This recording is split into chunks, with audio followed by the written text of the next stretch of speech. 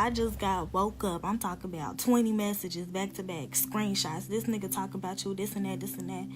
Like, man, violating his motherfucking restraining order. Like, baby, I do not do this. This is Lashonda Childs, a 17-year-old girl who was just entering the best years of her life before she was murdered.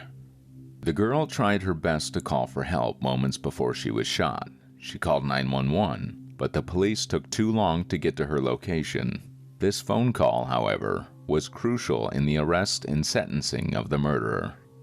This is the story of the young girl who got shot by her stalking ex-boyfriend.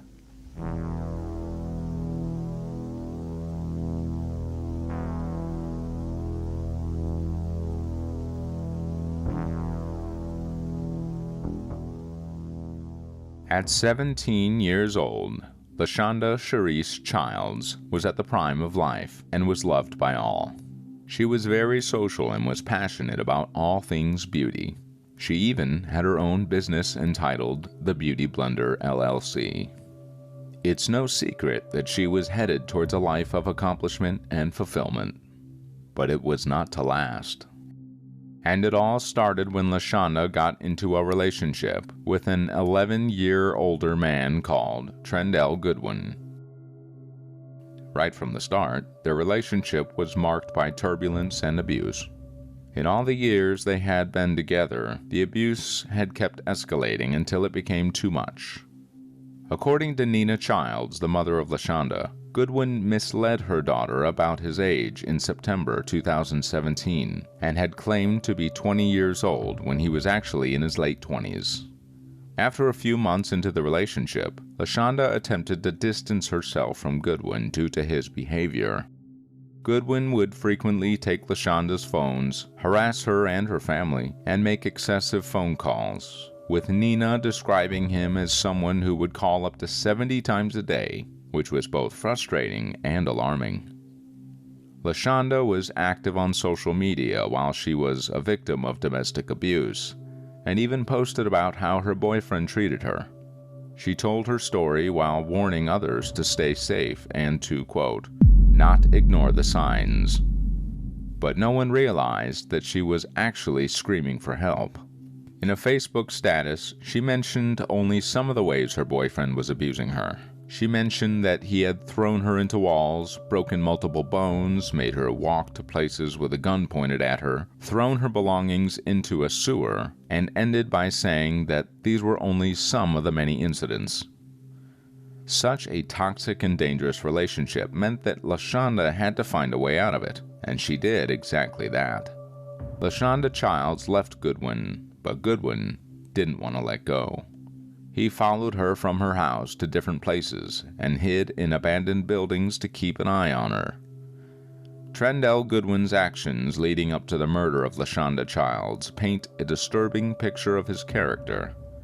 The fact that he not only physically assaulted her during a robbery attempt, but also set fire to her wig, causing burns to her left bicep, is a clear indication of his cruel and malicious intent.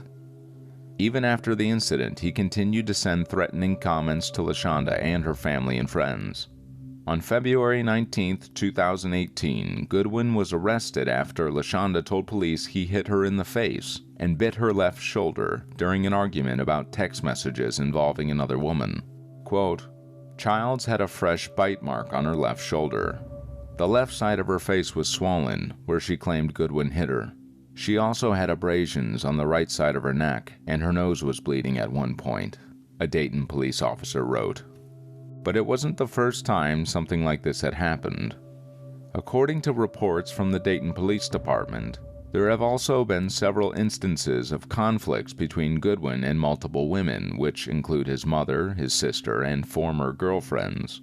In September 2018, a woman reported to the Dayton police that a person named Trenny Mack on Facebook threatened to kill her after she suggested he get help. She also mentioned that she knew Childs' name. The officer who responded to the call had prior knowledge of Goodwin's issues with an ex-girlfriend and deduced that Trenny Mack was actually Goodwin. A week earlier, the same officer had responded to a complaint about shots fired into a residence on North Upland. Goodwin had received community control after pleading guilty to carrying a concealed weapon in 2016. His probation ended after 1 year, although it could have been extended for up to 5 years. Goodwin has been booked into the Montgomery County Jail approximately 15 times for various offenses dating back to 2011, although most cases were not prosecuted according to jail records. It's not known why he was not prosecuted before, and some people believe it was a serious lapse of judgment by the authorities, who could have prevented the tragic death of Lashonda. He definitely had a pattern that many unfortunate women fell victim to. As time passed by, Lashonda was finally ready to date again and started going out with another man.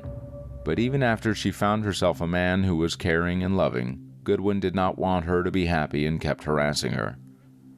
In a smart move, Lashonda once again did the right thing and got a restraining order against her ex-boyfriend. Where my restraining order at? He already violating his motherfucking restraining order. Like, baby, I do not do this.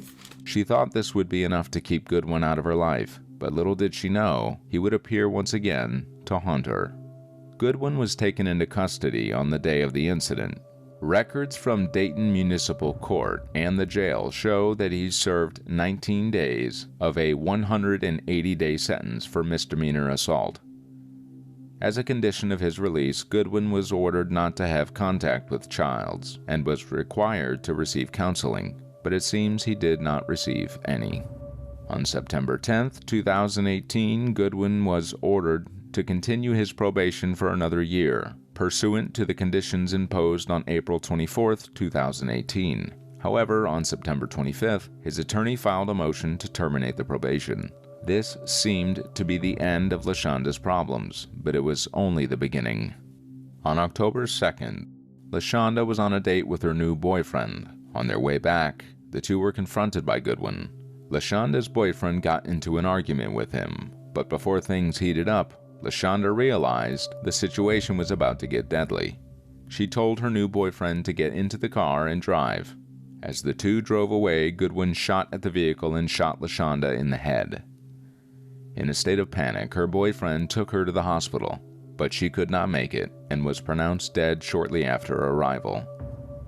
During this confrontation, Lashonda even called 911.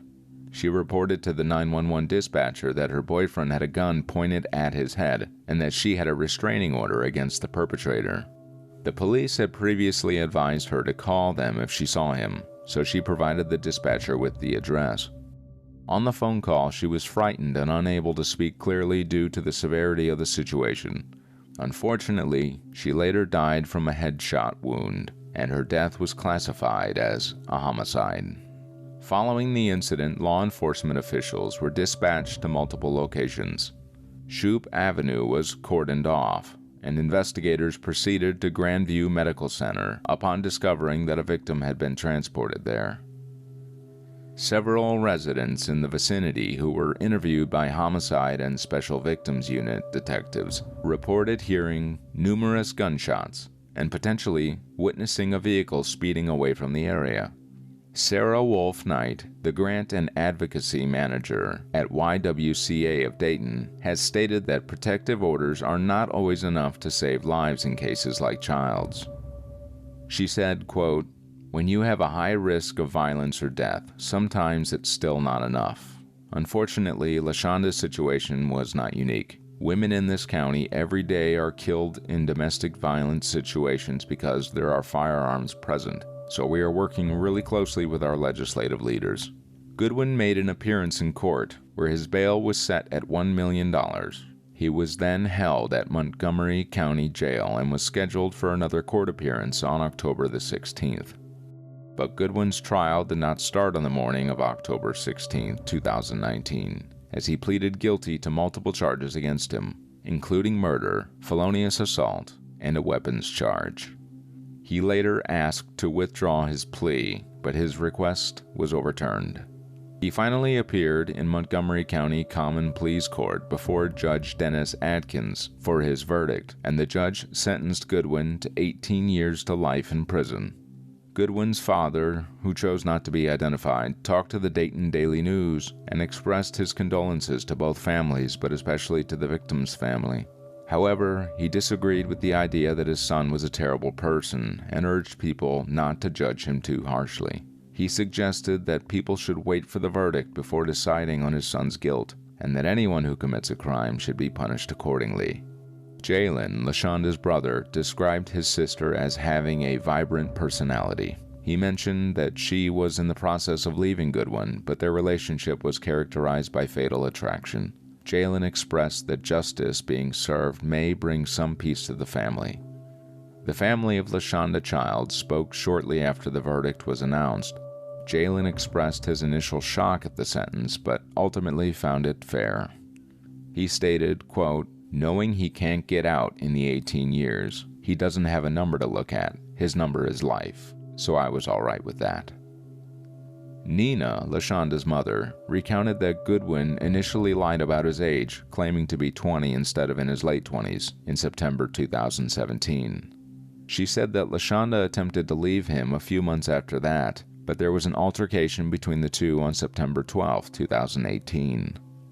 On September 15, 2018, Nina claimed that Goodwin fired shots at her home, an allegation included in a Dayton police report, but nothing was done about it. It seems this craziness had become part of their daily lives, as if it were a routine. She also said that Goodwin sent her son a text message indicating that he was not concerned about being incarcerated. This reveals that Goodwin showed no remorse over his actions, even after being arrested. She further acknowledged that her daughter's death was a tragedy and hoped that Goodwin would receive appropriate punishment for his actions. She pointed out that Goodwin still had the opportunity to interact with his family and friends, while Lashonda no longer had a voice that could be heard. And because of this, she hoped that Goodwin would receive everything that he deserved. Childs' family acknowledges that they will have to carry on as best they can, but they will never forget Lashonda. While justice has been served with the sentencing of Trendell Goodwin, Lashonda's memory will live on through the love and memories of those who knew her best. Do you think such senseless crimes can be prevented from happening in the future? And if so, how? Comment down below and don't forget to subscribe to our channel for more true crime stories.